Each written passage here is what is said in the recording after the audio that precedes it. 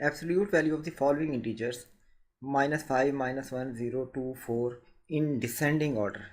Descending order mean decreasing order, यानी कि larger से स्मॉलर की तरफ.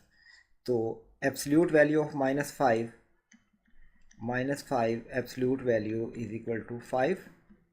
Absolute value of -1 is equal to 1, and absolute value of 0 is 0, 2 is 2 and 4 is 4. यानी कि माइनस को प्लस कर दिया गया. एब्सोल्यूट वैल्यू में ये तीनों वैल्यूज़ 0, 2 एंड 4 ऑलरेडी पॉजिटिव थी, इसलिए इनको चेंज नहीं किया गया.